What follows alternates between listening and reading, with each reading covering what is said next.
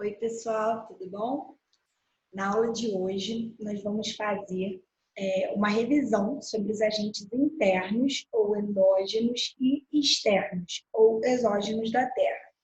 Isso mesmo, a gente vai voltar lá atrás, lá no início das aulas ao vivo, para agora a gente fazer uma revisão não só teórica, mas a partir de exercícios.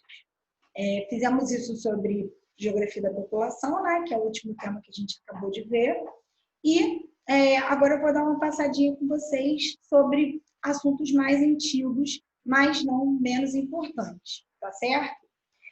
Só para relembrar, os agentes endógenos ou internos são aqueles agentes que vão dar origem ao relevo. Por quê? Porque eles ocorrem basicamente no interior da Terra e têm manifestações na sua superfície, tá certo?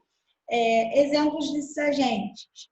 Nós podemos falar do tectonismo, que é praticamente a base de todos, ou seja, a movimentação das placas tectônicas, que vão ter total relação com o vulcanismo, que é o fato do magma conseguir ascender até a superfície saindo em forma de lava, e também os abalos sísmicos, que podem ser terremotos, quando acontecem no continente, e maremotos, quando acontecem no mar.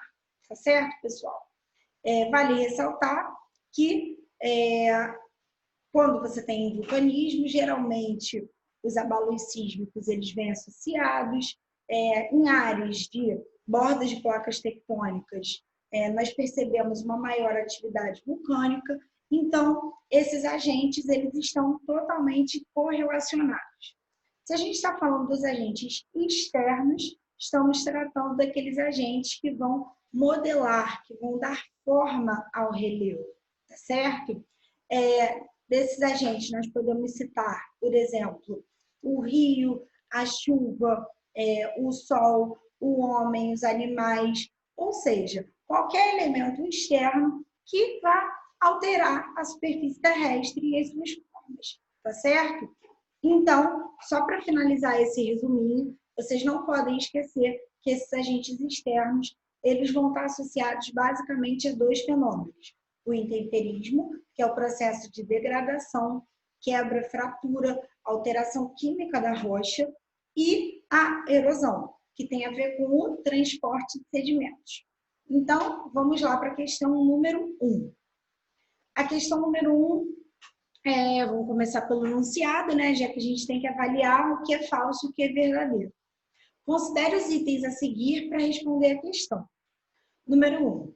Consiste no derramamento do magma na superfície do planeta, o que pode ocorrer através de fendas ou orifícios na crosta. Na superfície, o magma esfria-se e torna-se sólido, formando uma nova camada rochosa. Bom, se a gente está falando de derramamento de magma, a gente está falando de atividade vulcânica. E, como eu disse, quando esse magma ele vai atingir a superfície, ele é chamado de lava, e essa lava, ao resfriar, vai dar origem àquelas rochas que nós chamamos de magmáticas ou ígneas. Número 2. Ocorre em função do contato das rochas com as águas e a umidade, ocasionando reações de destruição da rocha original. Sua ação é mais intensa nas regiões tropicais úmidas e equatoriais. Aqui, gente, a gente não está falando mais de um agente endógeno, mas de um agente exógeno. A gente percebe que a água ela tem uma função bastante importante no fenômeno do intemperismo, que nós citamos anteriormente, e nesse caso ele está falando especificamente do intemperismo químico, que é aquele que vai decompor e alterar, ajudar na alteração da mineralogia da rocha, beleza? Número 3.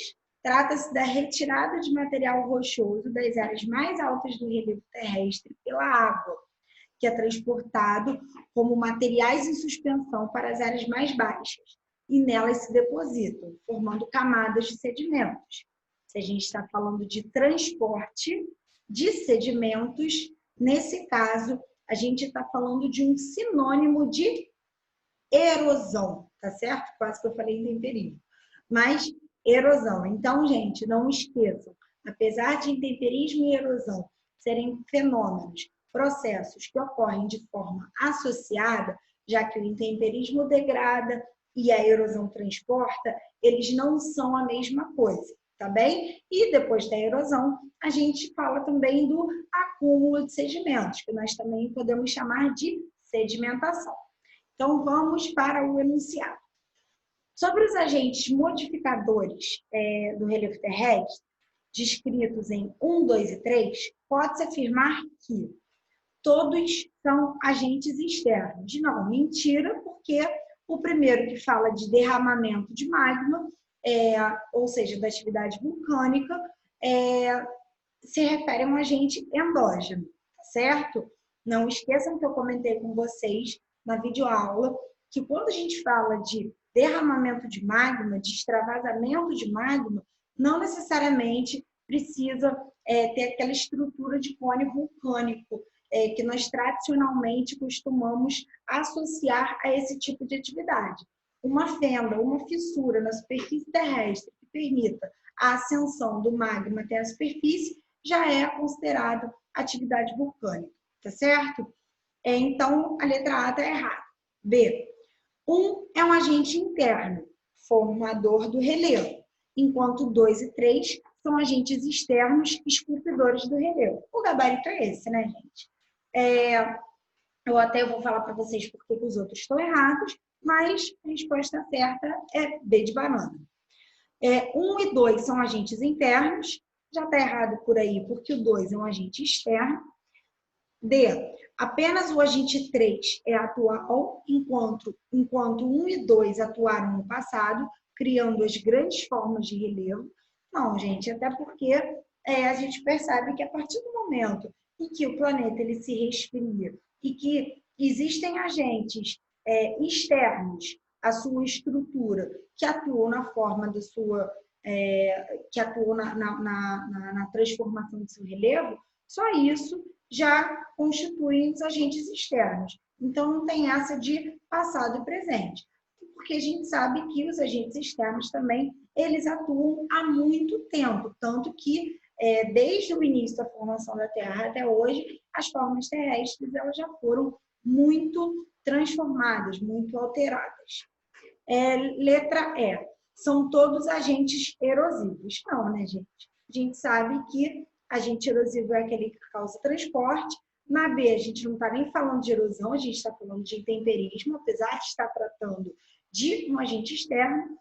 Na B, não, na 2. E a número 1 nem fala de agente externo, fala de agente interno, que não tem nada a ver com intemperismo, com erosão. Então, e muito menos com intemperismo. Então, fechamos a questão. Número 2. O relevo das terras emersas, ou seja, que estão fora d'água, é extremamente diversificado. Nesse relevo, o que se denomina de dobramentos modernos ou recentes corresponde a... Então, galera, aí ele está falando sobre estruturas ou províncias geológicas que vocês devem lembrar que podem ser de 3 tipos. Escudos cristalinos ou dobramentos antigos, que também podem ser chamados de crátons, que são aquelas estruturas mais antigas, erodidas, de altitudes mais baixas, e que geralmente estão no centro das placas tectônicas. Os dobramentos modernos, que são aquelas estruturas recentes, associadas à borda de placa, de altitude mais elevada e relevo mais pontiagudo, e as bacias sedimentares, que são as áreas de depósito de sedimentos desagregados, erodidos de outras áreas. Então, se a gente está falando de um dobramento moderno, ele quer saber a qual estrutura a gente pode relacionar. Há uma depressão absoluta? Não, gente, até porque a gente sabe que os dobramentos modernos eles estão associados às formas de relevo mais elevadas do planeta. Depressões relativas? Não. Depressão é uma área que é rebaixada em relação ao entorno. A depressão absoluta é aquela que é abaixo do nível do mar. A relativa é uma que é mais baixa em relação ao relevo do entorno. Bacias sedimentares não podem ser um tipo de dobramento moderno, porque é outra estrutura geológica. Letra D, cadeias montanhosas. Chegamos ao gabarito, beleza?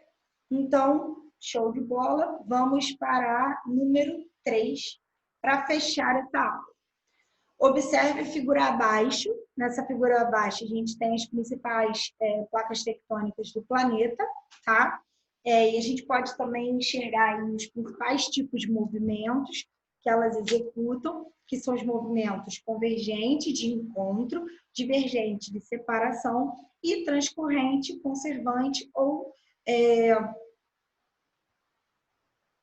transcorrente ou conservante, o terceiro nome me fugiu agora, mas enfim, não importa, que tem a ver com o deslizamento lateral de uma placa em relação à outra. Então, vamos lá. Vamos identificar qual a alternativa correta. Letra A. Quanto aos movimentos das placas tectônicas, eles podem ser convergentes, divergentes, pendulares e transumantes. Não, né, gente? Os dois primeiros estão certos, mas os dois últimos estão errados. Não existe movimento pendular nem transumante de placa tectônica. Vocês vão ver na próxima aula que esses dois movimentos têm a ver com movimentos migratórios. Mas isso fica para os próximos capítulos. B. O Brasil está situado na placa sul-americana, a qual está divergindo da africana. Show de bola, é o gabarito. Inclusive, nós estamos no centro da placa tectônica. Por isso que não temos dobramentos modernos, certo? C de casa. Entre a placa africana e a sul-americana, existe a cadeia montanhosa submarina chamada dorsal gondwana. Não, gente, é dorsal mesoatlântica, então tá errado.